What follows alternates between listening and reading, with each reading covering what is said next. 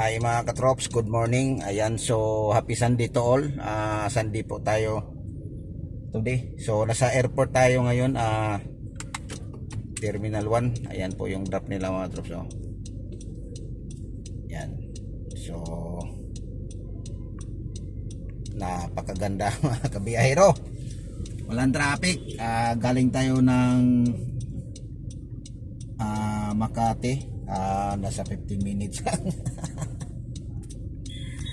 Grabe. Eh, iba talaga pag mahal yung diesel at saka gasolina. Konti na lang yung biyahe kasi alam nila na mapunta lang yung kita natin sa ano. Pero laban lang tayo mga kabiyahero. Wala tayong mapala nito. Oh, yung negosyante lang yung binubuhay natin. Grabe. Wala. Ang dami pasahero, lipad sila ng lipad. Tayo hatid ng hatid. Hay, buhay. So anyways mga kabiyahero, happy Sunday to all. So dito tayo dadaan sa kabila. Dito tayo. Kasi mabagal doon sa ano. Dito mga private lang yung mga dumadaan dito mga kabiyahero. Pag galing kayo ng ano dito, galing kayo ng Terminal 1, pwede na dito lusutan ng Terminal 2. Tsaka dito talaga mga kabiyahero, ang maganda lang kasi dito, puro mga private yung dumadaan dito, walang mga jeep. Pag bumalik tayo dun sa dinaanan natin, ang daming jeep doon. So dito wala. Kaya mas maigi dito. Tuloy-tuloy ba mga kabiyahero ba? Ayan o. So ang bilis, nasa Terminal 2 na tayo. Dito yon, dito area yung magpaano, yung magpa-cargo. Ayan yung mga cargo mga kabiyahero. Ayan o. Ayan. Ayan pa. Naka ano, styrofoam. Isda siguro yun. Ayan o. Yan. So, yun dito kasi yan mga trabahero yan, yung sa loob diyan. Diyan yung mga ano, kung magpa-cargo ka, natin. Magpa-cargo ka, diyan yun. Yan yun nila kinukuha. Yung mga cargo na ano sa aeroplano, grabe. Nakakantok. Anong oras tayo nakauwi kagabi? Mga ano na. Dito tayo. Ito mga katropa, maluwag na yung ano. Ito yung dinaanan natin. Ito yung dating parking. So kumbaga nagdalawang linya na to. Pwede dun sa loob, pwede din dito sa gilid. Pwede ka na mag-drop dito. Ayan, diba? Ang luwag-luwag. Ayan, so ito yung terminal to. Terminal to arrival to mga kabiyahero kasi yung sa taas yung departure. Yan mga kabiyahero. Napakalapad na yung ano nila. Kalsada. Sabi. Ito talaga yung napakaganda dito. Kumbaga ano pa mga kabiyahero ba? Hawan kayo ba? Bisaya ba? Hawan bay? Hi! So, ang daan natin dito mga kabiyahero, Skyway na tayo daan natin mga kabiyahero. Bibili sana ako ng pandesal doon sa may Kalayaan. Pero wag na. Uwi na tayo. Ito yung early bird natin na biyahe, Sunday. So, susunduin din natin yun mga kabiyahero. Siguro mga nag-ano na yun ng schedule. Yan, package na yun. Lapad na ng krasada. Luwag-luwag na. Yan, maganda. Yan, napakadali lang.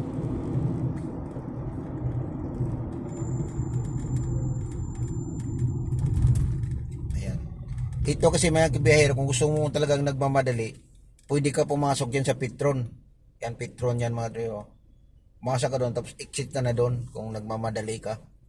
kunyari naka-stop katulad nito, kumbaga diskarte ba mga biyahero, may inahabol ka pang pasahero na pipick upin mo, dito ka na, pasok ka sa Petron, labas ka dun sa gilid, kunyari lang nagpagas. Kumbaga drive-thru. Ayan, so nakago na tayo mga, hindi man naman tayo nagmamadali dahil ito lang yung birehay natin, dalawa lang early, yung isa Guadalupe kanina, tapos ito airport. So okay lang, hindi naman tayo nagmamadali kasi uuwi na tayo. Wala naman traffic ngayon, so dadaan na lang tayo ng palengke mamaya bago tayo uwi sa bahay. So mamalingki muna tayo para mayroon tayong pang-ulam isang linggo. Dahil nagtaas na naman, pagtaas na naman yung daw yung yung bigas. Ayan. So mayroon lang akong nasagap na balita. 150 isang kilo. May gulay. Isang bote na ng Red Horse. Napakataas. Ano ba? Wala na talaga tayo nito. Wala man. Ano kaya dapat natin gawin? Kung diskarte na lang talaga tayo nito mga kabiyahero para mabuhay tayo. Sana man lang pagdating ng panahon na katulad sa atin, pensyon na lang talaga yung inaasahan natin ito. Grabe, sana man lang lakihan din yung pensyon nila kung ganun naman ang mangyari. Kahit pinakababa ng 15 a month. Siyempre, nung mahal na yung mga maintenance ng mga senior citizen, dapat lang taasan din nila ng kasi ano bang makakain mo dyan sa kung mag-pension ka lang ng 5K, 10K, isa mahal ng bilihin, taas na. Grabe. Parang wala man lang iwan ko ba sa kanila. So kanina mga kabiyahero pala, kung sino yung nakita ng araw kanina, grabe. Hindi ko alam kung anong kulay yun, orange ba yun o pula. Galing ako ng Makati, papaakyat ako ng Skyway, nakita ko kanina, hindi ko lang na videoan dahil yun nga, mayroon tayong bisita sa flight. Nakakahiya naman, so hindi tayo pwede mag video. Orange na orange or pula ba yun? Sana makita pa rin natin yun, pero parang malabo na yung makita. Hilux, parang natakpan na siguro yun ng takpan na siguro yun ng ulap. Dami pang eroplano, dami ng Cebu Pacific. Grabe, Cebu Pacific pala yung pinakamarami nito. Kahit ko pa kabiyahero, kailangan to ng tuna, tinulang tuna mga kabiyahero pa nga. Bibili tayo doon kung mayroong sariwa. Sa amin kasi mga kabiyahero, minsan mayroong tuna na medyo bagong katay, kumbaga bagong katay na yun, baboy. So napakaganda yun.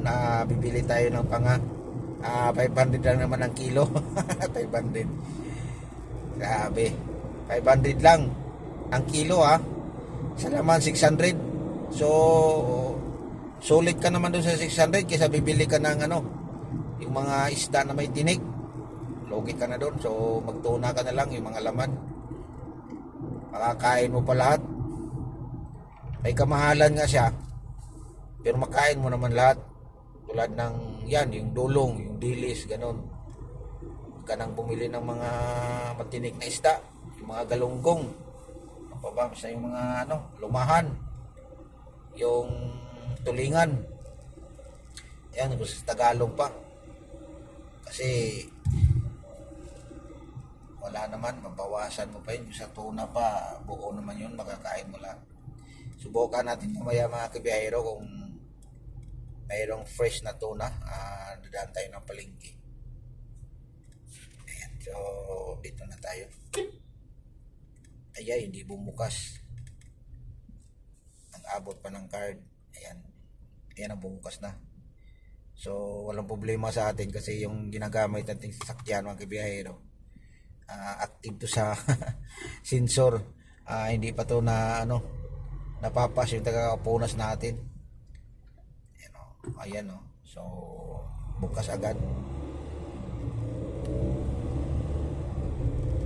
Napakadali lang. Ayan yung Terminal 3 mga kabiyahero. Terminal 3. Ayan. So napakadali. Parang 10 minutes lang galing tayo doon sa ngayon tayo sa Terminal 1. Nandito na tayo sa Terminal 3. So kaya talaga na pinakaano talaga dito 15 minutes lang. O galing ka ng Makati to airport. Yan yung Pero kaya din naman to, hindi din makaya ng 10 minutes siguro kung ganito lang yung takbo natin, nasa 15 minutes yung lang pang VIP lang na na takbo, saktuhan lang. Yan yung maganda doon. Napakalinis yung krusada mga kabiyahero. Ayan, so thank you for watching mga kabiyahero dyan. God bless ating lahat. Happy morning and happy Sunday to all. So enjoy your day for family bonding. Ayan, so dahil Sunday ngayon, magbigay kayo ng time sa Panginoon bilang pasalamat. Magsimba tayo mga kabiyahero mamaya kung may time, kasi abangan nyo pala mga kabiyahero dahil mayroon kayong may lakad tayo mamaya. So ulitin ko, God bless ating lahat and happy morning. Ingat-ingat na lang po tayo lagi. Bye bye.